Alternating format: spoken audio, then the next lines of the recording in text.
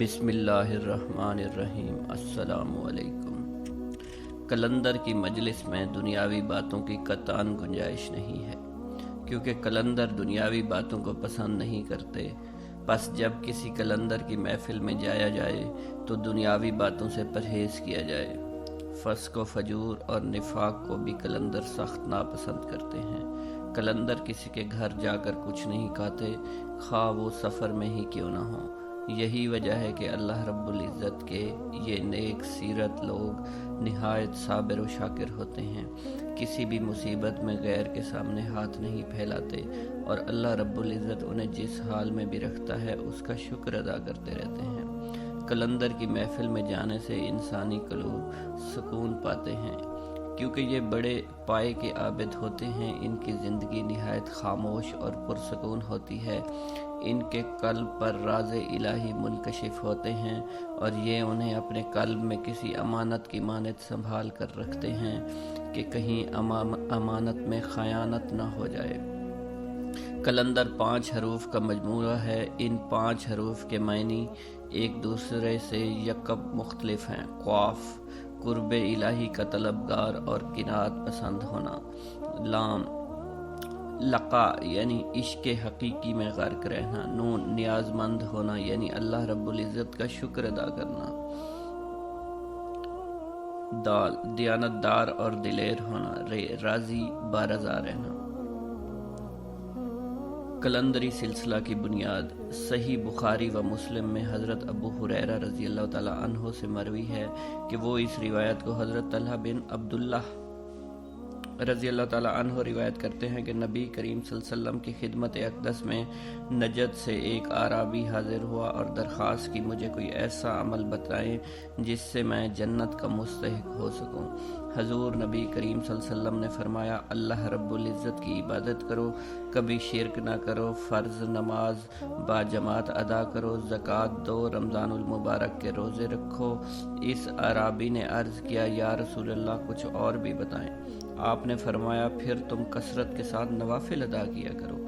حضور نبی کریم صلی اللہ علیہ وسلم کی بات سننے کے بعد اس نجدی نے اللہ رب العزت کی قسم کھاتے ہوئے کہا، جب مجھے ایک سانس بھی باقی ہے میں اس میں کمی بیشی نہ کروں۔ جب وہ نجدی حضور کی خدمت سے رخصت ہوا تو آپ نے اس کے جنتی ہونے کی بشارت دی۔ کلندر عشق حقیقی میں محو ہو کر رب العزت سے وصال کے شوق میں موت کو محبوب رکھتا ہے۔ اللہ رب العزت کی بارگاہ میں ہمہ وقت اس کی یاد، اس کی حمد و ثنا میں مشغول رہتا ہے۔ اولیاء اللہ کے گروہ کا ایک خاص طبقہ جو ایک مخصوص مزاج اور فطرت کے خاص رنگ سے مشرب ہوتا ہے، وہ کلندر کہلاتا ہے۔ ان لوگوں پر ایک عجب کیفیت طاری ہوتی ہے، یہ ہمہ وقت اپنے سروں پر پہاڑ جیسا بوجھ تصور کرتے ہیں۔ یہی وجہ ہے کلندر اور وظائف نوافل کی کثرت کیا کرتے ہیں۔ کلندر ایک لمحہ کے بھی حق تعالیٰ سے غافل نہیں رہتے، معاشرے کی ریاکاری طبقات کی بے حسی کے خلاف سعی کرتے ہیں، اور عمل کو فروغ دینا ان کا طرز انداز ہے، اور یہ اپنی زندگی اسی جد و جہد میں بسر کرتے رہتے ہیں۔ مجذوبیت یا کلندری در حقیقت سکر کا مظہر ہے۔ ارباب سکر سماجی نفاق پر کاری ضرب لگاتے ہیں، رسوم و عادات کو تہس نہس کرتے ہیں اور محض حسن نیت اور اخلاص کو باقی رہنے دیتے ہیں۔ کلندری جذب و سکر کی دوزخی حیثیت اتنی ہی قدیم ہے جتنی کہ تصوف کی تاریخ، اور تصوف کی تاریخ اتنی ہی پرانی ہے جتنا کہ مذہب اسلام جو ہمیشہ ہے اور ہمیشہ ہی رہے گا۔ حضور نبی کریم صلی اللہ علیہ وسلم نے اس کو کامل دین قرار دیا ہے۔ اسلام کے اندر کسی غیر اسلامی فلسفہ کو دخل حاصل نہیں ہے۔ اسی لحاظ سے کلندرانہ افعال اور سکر و جذب کی کیفیت کیونکہ غیر اسلامی ہو سکتی ہیں، اس لیے سکر و جذب کو غیر اسلامی کہنا متعصب ہونے کی نشانی بھی ہے۔ اس کی حقیقت یہ ہے کہ ایمان کا نور پہلے عقل اور پھر قلب میں مشتمل ہو کر اس حد تک غالب آ جائے کہ وہ دنیا کے مصالحہ اور اس کے نفع و نقصان کو بھول جائے، اور ایسی شے سے محبت کرنے لگے جس سے کہ انسان حسب معمول طبعاً محبت نہیں کرتا۔ حضور نبی کریم صلی اللہ علیہ وسلم کے جلیل القدر صحابی حضرت ابو درداء انصاری کا فرمان ہے، میں رب العزت سے ملنے کے شوق میں موت کو محبوب سمجھتا ہوں، مرض کو اس لیے محبوب سمجھتا ہوں کہ اس سے گناہ دور ہوتے ہیں، اور فقر اور مسکین کو اس لیے محبوب سمجھتا ہوں کہ اس کی بدولت میں اللہ کے سامنے متواضع رہوں گا۔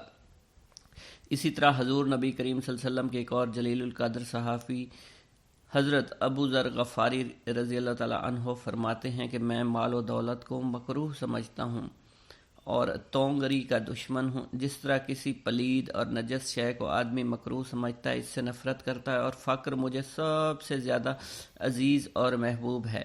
حضور نبی کریم صلی اللہ علیہ وسلم کے بیشتر صحابہ کرام اسی رنگ میں رنگے ہوئے تھے۔ تاریخ اسلامی میں کئی مشہور بزرگ اسی مسلک سے وابستہ رہے، جن میں حضرت رابعہ بصری، حضرت حسین بن منصور حلاج، حضرت شرف الدین بو علی قلندر، حضرت لال شہباز قلندر، حضرت بابا بلے شاہ رحمۃ اللہ علیہ اور حضرت شاہ سرمد شہید رحمۃ اللہ علیہ کے نام نمایاں ہیں۔ قلندریہ سلسلہ کی ابتدا کہاں سے ہوئی، اس بارے میں کتب یکسر خاموش ہیں، البتہ حضرت رابعہ بصری کو پہلا قلندر کہا جاتا ہے۔ اس کے علاوہ حضرت شرف الدین بو علی قلندر، لال شہباز قلندر کے نام بھی قلندری سلسلے میں شامل ہیں۔ ان حضرات کے علاوہ حضرت شاہ حیدر قلندر، شمس الدین تبریزی قلندر، حضرت شاہ حسین بلخی، حضرت رومی اور ان کے پیروکار حضرت شیخ فخر الدین عراقی، حضرت حافظ شیرازی، حضرت غوث علی شاہ اور حضرت اسحاق مغربی کا نام بھی قلندری سلسلہ میں نمایاں ہے۔ قلندری مشرب یہ ایک نہایت پیچیدہ امر ہے کہ تصوف کے دیگر سلاسل کی مانند قلندری سلسلہ کیا ہے۔ بعض بزرگان کا خیال ہے کہ یہ لوگ ملامتیہ ہیں جو بظاہر شرعی امور کے مخالف نظر آتے ہیں، مگر باطنی طور پر بارگاہ خداوندی میں نظر آتے ہیں۔ بر صغیر پاک و ہند میں قلندری سلسلہ کو حضرت رومی رحمۃ اللہ علیہ کی بدولت شہرت حاصل ہوئی۔ آپ بر صغیر پاک و ہند میں تشریف لائے اور قطب الاقطاب حضرت خواجہ قطب الدین بختیار کاکی رحمۃ اللہ علیہ کے دست حق پر بیعت ہوئے، ان کے مرید ہوئے۔ حضرت خواجہ قطب الدین بختیار کاکی نے آپ کو خرقہ خلافت سرفراز فرمایا۔ آپ خرقہ خلافت ملنے کے بعد جوم پور تشریف لے گئے، جہاں حضرت نجم الدین قلندر آپ کے دست حق پر بیعت ہوئے۔ اسی طرح حضرت شرف الدین بو علی قلندر بھی قطب الاقطاب حضرت خواجہ قطب الدین بختیار کاکی کے دست حق پر بیعت ہوئے اور روحانی فیوز و برکات حاصل کرنے کے بعد خرقہ خلافت سے سرفراز ہوئے۔ آپ کا شمار قلندری سلسلہ کے نامور بزرگوں میں کیا جاتا ہے۔ شیخ الشیوخ والعالم حضرت شیخ بابا فرید الدین مسعود گنج شکر رحمۃ اللہ علیہ کے نامور خلیفہ حضرت علی احمد صابر کلیری، اور پھر ان کے خلیفہ حضرت شیخ شمس الدین ترک پانی پتی بھی قلندری مشرب رکھتے تھے۔ سلطان المشائخ حضرت خواجہ نظام الدین اولیاء بھی قلندری مشرب سے تعلق رکھتے تھے اور مجرد تھے۔ علاوہ ازیں حضرت سید بندہ گیسو نواز اور حضرت سید محمد مکی بھی قلندرانہ روش رکھتے تھے۔ بر صغیر پاک و ہند میں قلندری سلسلہ سے تعلق رکھنے والے ایک اور مشہور بزرگ کا نام حضرت لال شہباز قلندر ہے، اور ان کے علاوہ حضرت شاہ حسین کا نام بھی نمایاں ہے۔ ہزار خوف ہو لیکن زبان ہو دل کی رفیق، یہی رہا ہے ازل سے قلندروں کا طریق۔ لقب شہباز کی وجہ تسمیہ۔ تذکرہ الانساب، معراج الولایت اور مرۃ الکنین کی روایت کے مطابق حضرت غوث بہاؤالدین ذکریہ ملتانی نے حضرت سید محمد عثمان کو اپنا مرید کرنے کے بعد قلندر شہباز کا لقب دیا تھا، لیکن اس کی تصدیق کسی مصدقہ ذریعہ سے نہیں ہوئی، اور حضرت غوث بہاؤالدین ذکریہ سے آپ کے اچھے روابط تھے۔ حضرت سید محمد عثمان کو لال شہباز کیوں کہا جاتا ہے؟ اس کے مطابق کتب سیر میں مختلف آراء موجود ہیں۔ آپ کی آنکھیں چونکہ شہباز کی مانند چمکتی تھیں، اس لیے آپ کے پیر و مرشد حضرت بابا ابراہیم نے آپ کو اس خطاب سے نوازا تھا۔ ایک مرتبہ آپ اپنے ہم عصر بزرگوں شیخ الشیوخ والعالم بابا فرید الدین مسعود گنج شکر، سید جلال الدین سرخ بخاری، حضرت جہانیہ جہاں گشت اور مخدوم بہاؤالدین ذکریہ ملتانی کے ہمراہ کہیں تشریف لے جا رہے تھے کہ اچانک چلتے چلتے رک گئے۔ چہرہ مبارک پر پریشانی کے آثار نمودار ہونے لگے۔ ساتھی بزرگوں نے آپ کو پریشان دیکھ کر پوچھا، مخدوم کیا ہوا؟ آپ نے غمزدہ لہجے میں کہا، میرا ایک مرید اس وقت بڑی مشکل میں پھنس گیا ہے، آپ حضرات اپنا سفر جاری رکھیں، میں ابھی آتا ہوں۔ یہ فرما کر آپ نے اسی طرح جس لگائی جیسے ہوا میں اڑ رہے ہوں، دوسرے ہی لمحے آپ نظروں سے اوجھل ہو گئے۔ کچھ دیر بعد بابا فرید الدین مسعود گنج شکر، جلال الدین سرخ بخاری اور مخدوم بہاؤالدین زکریہ ملتانی نے آپ کو سامنے سے آتے دیکھا۔ آپ کے ہمراہ ایک اجنبی شخص تھا۔ پھر چاروں بزرگ اپنی منزل پر پہنچ گئے تو ایک نے دریافت کیا، مخدوم کیا یہ وہی بزرگ ہے جس کی وجہ سے آپ پریشان تھے؟ آپ نے کہا، حق تعالیٰ کا شکر ہے، اس نے میرے مرید کو گرداب بلا سے نکال کر عافیت کے ساحل تک پہنچا دیا ہے۔ آپ کی یہ کرامت دیکھ کر تینوں عارفان وقت بے ساختہ پکار اٹھے، مخدوم آپ شہباز ہیں۔ چنانچہ اس دن سے ہی حضرت سید عثمان کا لقب شہباز مشہور ہو گیا، پھر یہ لفظ کثرت استعمال کی وجہ سے شہباز ہو گیا۔ اس قسم کی ایک روایت اور بھی ہے اور جواہر فریدی میں اس طرح بیان ہوئی ہے، آپ کا ایک مرید دوسرے شہر میں رہتا تھا، دشمنوں نے اس کے خلاف سازش کی، اسے ایک سنگین مقدمے میں پھنسوا دیا۔ مقدمہ قاضی کی عدالت میں پیش ہوا۔ آپ کے مرید نے پرزور لہجے میں صفائی پیش کرتے ہوئے کہا، میں اللہ کو حاضر ناظر جان کر کہتا ہوں میرا اس جرم سے کوئی تعلق نہیں۔ قاضی کو ایک مسلمان کے بیان پر یقین آ گیا۔ مخالفین نے عدالت میں جھوٹے گواہ کھڑے کر دیا۔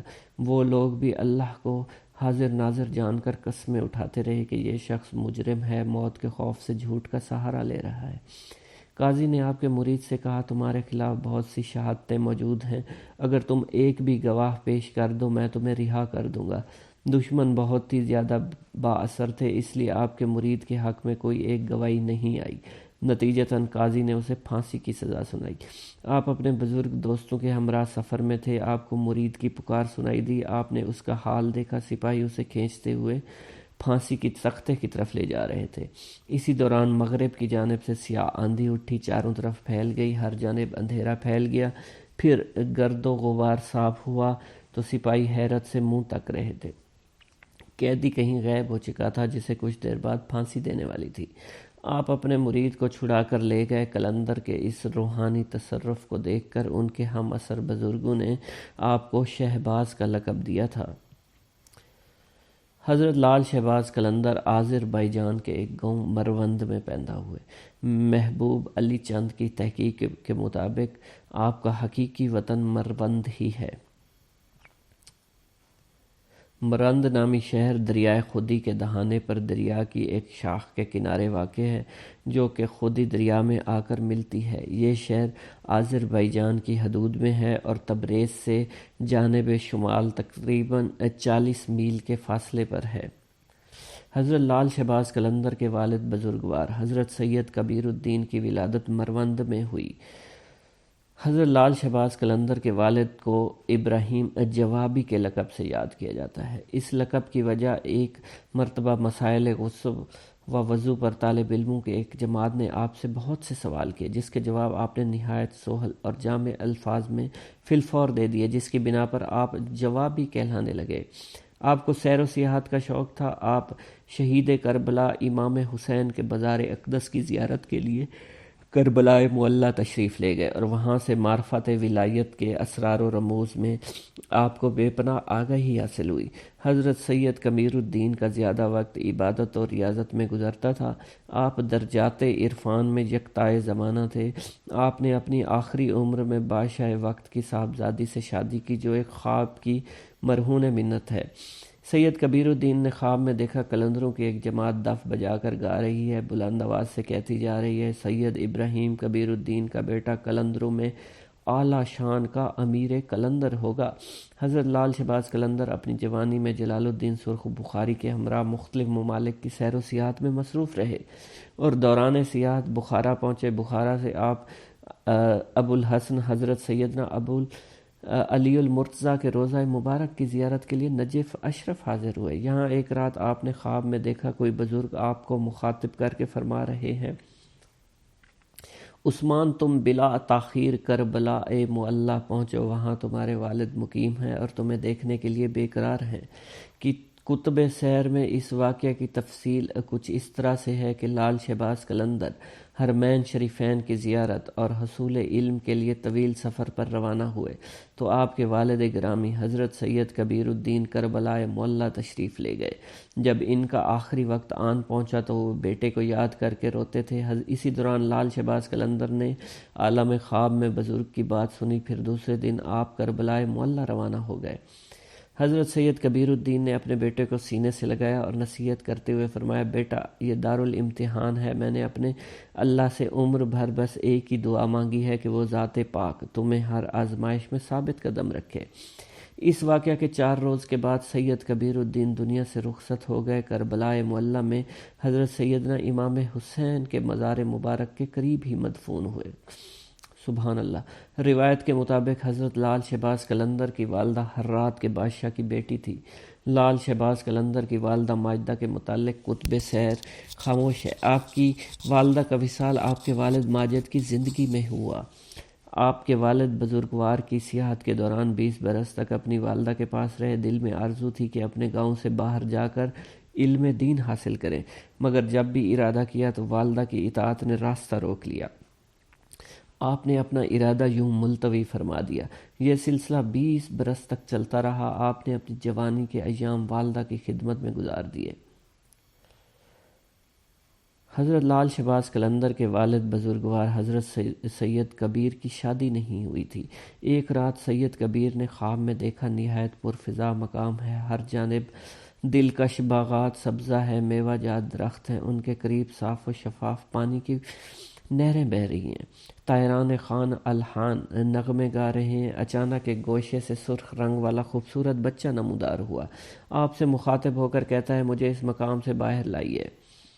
کبیر صاحب کچھ دیر تک اس خوبصورت بچے کو دیکھتے رہے، پھر مسکراتے ہوئے فرمایا، جنت سے باہر آنا افضل ہے۔ جیسے ہی حضرت سید کبیر کی زبان سے یہ الفاظ ادا ہوئے، بچہ نظروں سے اوجھل ہو گیا۔ اس کے ساتھ سید کبیر کی آنکھ کھل گئی۔ دوسرے دن وہی خواب دیکھا، وہی بچہ۔ مخاطب کہتا ہے، مقام سے باہر لاؤ۔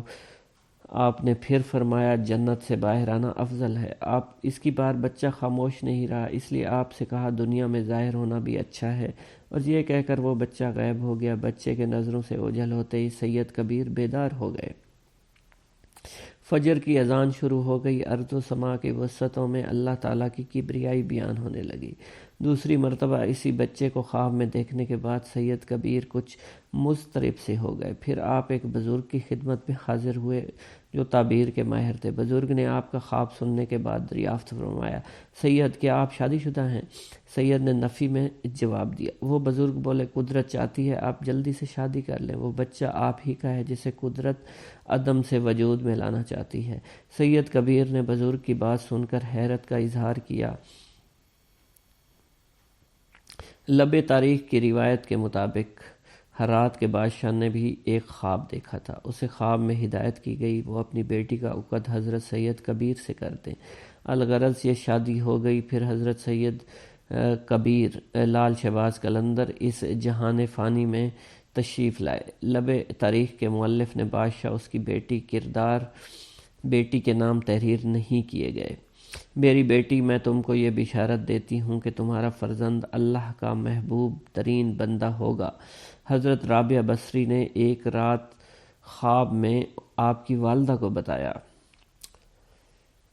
میری بیٹی، میں تم کو یہ بشارت دیتی ہوں تمہارا فرزند اللہ کا محبوب برگزیدہ بندہ ہوگا اور مشہور قلندر ہوگا۔ اس کی ذات سے اللہ تعالیٰ بے شمار گناہگاروں کی توبہ قبول فرمائیں گے۔ میری بیٹی، جب وہ پیدا ہو تو اس کے دونوں کانوں میں بلند آواز سے کلمہ طیبہ کہنا اور اپنے فرزند کو میرا سلام کہنا۔ ویران یہ دل حال زبوں دیدہ پرنم، خاموش ہیں لیکن لب اظہار بہت ہیں۔ فیضان جنوں سے ہمیں آسان نظر آئے وہ مرحلے جو عشق میں دشوار بہت ہیں۔ ہے تجھ کو اختیار مٹا دے کہ شاد کر، تیرا ہی گھر ہے یہ دل سوزاں کہیں جسے۔ حضرت لال شہباز قلندر کے چہرہ مبارک پر اس قدر حسن و جمال تھا کہ آپ کی پیشانی کے نور سے 14ویں کے چاند کی چاندنی بھی مات ہو جایا کرتی تھی۔ تبریز آذربائیجان سے 40 میل کے فاصلے پر مروند واقع ہے۔ اس میں ایک قلعہ اور خوبصورت مسجد ہے اور مروند کو چاروں طرف سے باغات نے گھیر رکھا ہے۔ انہی باغات، مسجد اور دیگر تاریخی جگہوں پر روحانیت کے اس پروانے نے اپنی زندگی کے ابتدائی دن گزارے اور ریاضت و ولایت کی منازل کو طے کرتا ہوا ایک دن شہباز قلندر کے نام سے روشن ہوا، جس کی ذو فشانی سے آج سیہون شریف منور اور تاباں ہے۔ بسم اللہ الرحمن الرحیم۔ السلام علیکم ویورز۔ برصغیر پاک و ہند میں قلندریہ سلسلہ کی بنیاد۔ برصغیر پاک و ہند میں قلندری سلسلہ کو حضرت رومی رحمۃ اللہ علیہ کی بدولت شہرت حاصل ہوئی۔ آپ برصغیر پاک و ہند میں تشریف لائے، قطب الاقطاب حضرت خواجہ قطب الدین بختیار کاکی کے دست حق پر بیعت ہوئے اور ان کے مرید ہوئے۔ حضرت خواجہ قطب الدین بختیار کاکی نے آپ کو خرقہ خلافت سے سرفراز فرمایا۔ اب خرقہ خلافت ملنے کے باوجود جون پور تشریف لے گئے، جہاں حضرت نجم الدین قلندر آپ کے دست حق پر بیعت ہوئے۔ اسی طرح حضرت شرف الدین بو علی قلندر بھی قطب الاقطاب حضرت خواجہ قطب الدین بختیار کاکی کے دست حق پر بیعت ہوئے اور روحانی فیوز و برکات حاصل کرنے کے بعد خرقہ خلافت سے سرفراز ہوئے۔ آپ کا شمار قلندری سلسلہ کے نامور بزرگوں میں ہوتا ہے۔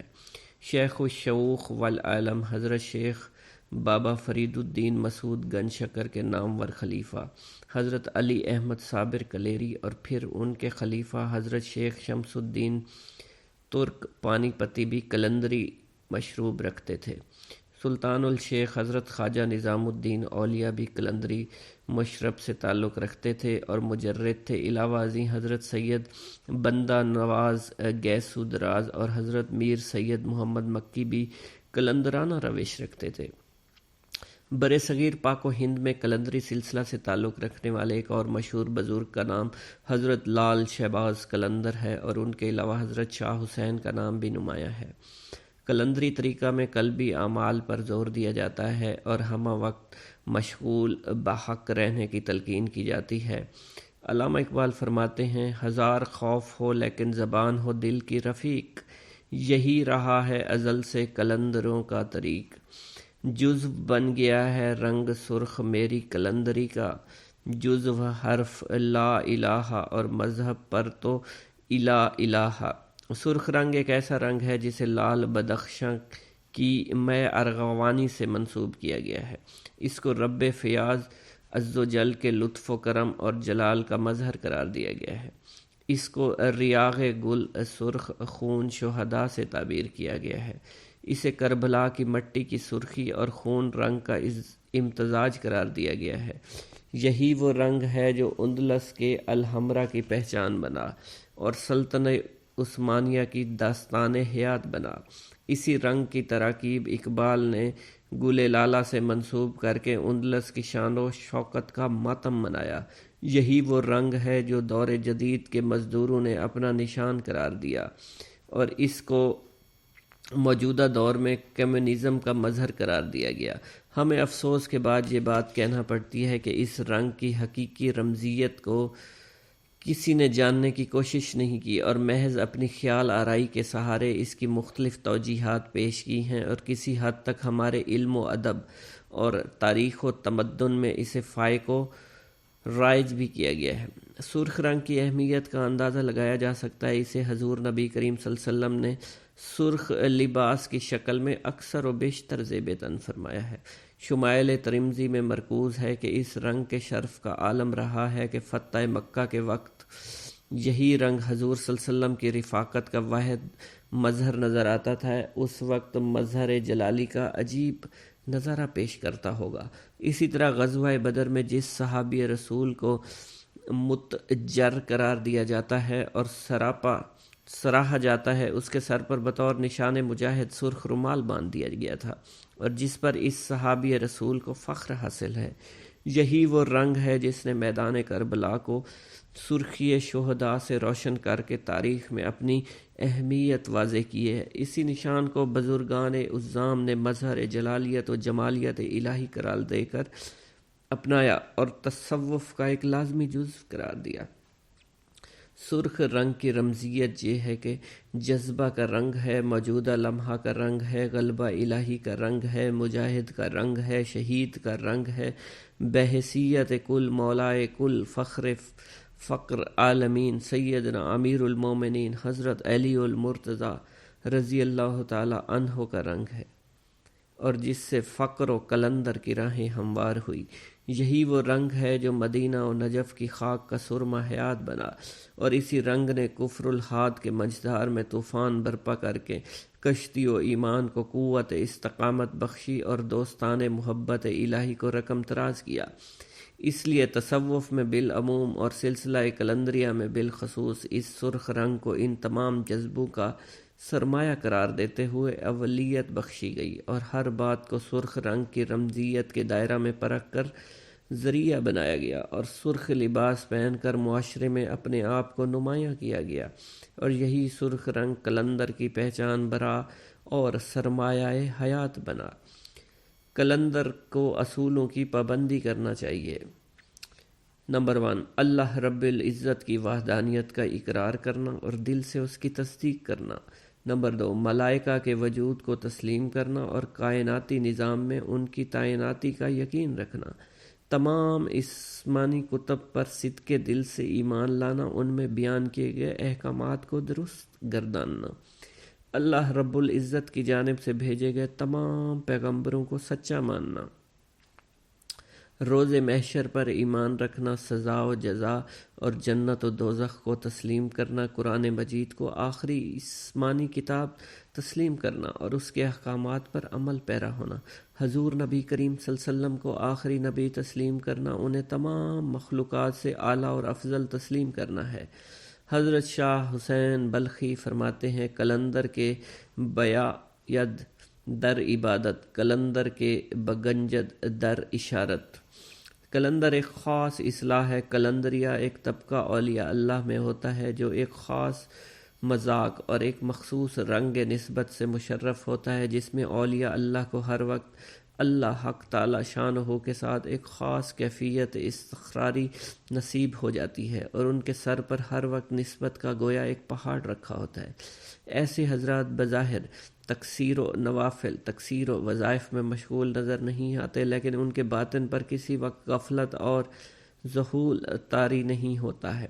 یہ حضرات تقصیر اور وظائف سے زیادہ اس امر کا اہتمام رکھتے ہیں کہ قلب یک لمحہ کو بھی اللہ کی شان سے غافل نہ ہو۔ اس مذاق کا نام مذاق قلندری ہے۔ بہرحال قلندر کو جاننے کے لیے ایک پے ہمیں صحیح اور ذہنی فکر کی ضرورت ہے، اور پھر اس کی بدولت قلندر روحانی فتوحات اس طرح حاصل کرتا ہے کہ مقابلتاً بڑے سے بڑے نامی گرامی بادشاہ کی پرہیبت افواج بھی حاصل نہیں کر پاتی۔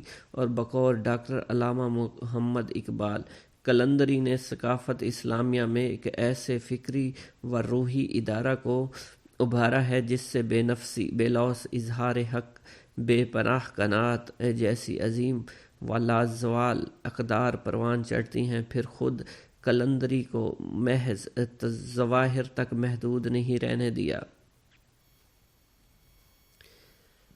حضرت لال شہباز قلندر کا نام سید محمد عثمان ہے۔ آپ کے والد گرامی کا نام سید کبیر ہے۔ حضرت لال شہباز قلندر کے سلسلہ نسب کے متعلق مختلف آراء پائی جاتی ہیں۔ حضرت لال شہباز قلندر حضرت سید اسماعیل کی نسل سے تعلق رکھتے ہیں۔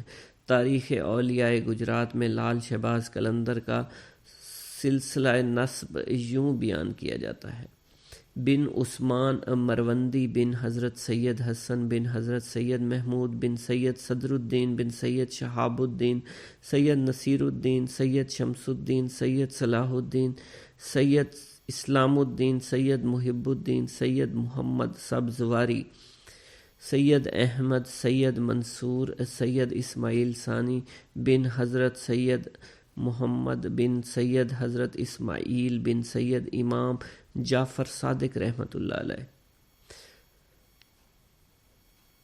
قلندر نامہ لب تاریخ سندھ اور تاریخ کنز الانساب کے مطابق سید محمد شاہ سید نور شاہ کے والد، جبکہ تحفۃ الاکرام کے مطابق سید محمد شاہ سید نور شاہ کے دادا ہیں۔ اسی طرح کے اختلافات مختلف کتب میں موجود ہیں۔ محفل دہر میں رکھے جو تیرا نور قدم، شمع خورشید چراغ تہ دامہ ہو جائے۔ حضرت سید محمد عثمان مروندی کے القابات بے شمار ہیں۔ آپ کو دین اسلام کی خدمت اور صوفیہ کرام میں اعلیٰ مقام حاصل کیا ہے۔ ذیل میں آپ کے القابات اور ان کی وجہ تسمیہ بیان کی جا رہی ہے۔ Number 1 Lal, number 2 Saif ul Lisan, number 3 Qalandar, number 4 Mehdi, number 5 Shamsuddin, number 6 Shahbaz. میرۃ ul Konain کے مطابق حضرت سید محمد عثمان کو لال اس لیے کہا جاتا ہے، آپ لال رنگ کے کپڑے پہنا کرتے تھے، جبکہ آپ کے زمانہ کے ایک اور بزرگ جلال الدین سرخ بخاری بھی سرخ رنگ کا لباس پہنا کرتے تھے، اور انہیں اپنے مرشد کی جانب سے سرخ کا لباس عطا ہوا تھا اور خطاب ملا تھا۔ تاریخ سروری کے مطابق سیف اللسان کا لقب حضرت سید محمد عثمان کو اس لیے ملا کہ آپ جو کچھ بھی اپنی زبان سے فرماتے وہ کہا اسی وقت پورا ہو جایا کرتا۔ حضرت سید محمد عثمان کو قلندر کا لقب اس لیے ملا، آپ نے ساری زندگی قلندری اختیار کیے رکھی۔ آپ ہمہ وقت جذب و سکر کی کیفیت میں رہنے لگے تھے۔ حضرت سید محمد عثمان کو مہدی کہنے کی وجہ بحوالہ کتاب فی آثار القیامہ ہے۔ بیشتر لوگ حضرت سید محمد عثمان کو حق پر ہونے کی وجہ سے آپ کے مہدی ہونے کا گمان رکھتے ہیں، کیونکہ آپ ہر لحاظ سے اولیاء کی طرح صلح جو طبیعت کے مالک تھے۔ اہل حکومت اول سید محمد بخش اور شہباز قلندر اس طریق سے ہیں، قلندرانہ انداز میں اتباع رکھتے ہیں، اور یہ سب کچھ اس مرد صالح میں پایا جاتا ہے، اس لیے آپ کو مہدی آخر الزماں بھی کہا جاتا ہے۔ حضرت سید محمد عثمان کو شمس الدین کا لقب آپ کو تبلیغ اسلام کے عوض ملا، کیونکہ آپ نے اس دین اسلام کی تبلیغ کے لیے سندھ اور برصغیر کے وسیع و عریض خطے میں بے پناہ کوششیں کی ہیں۔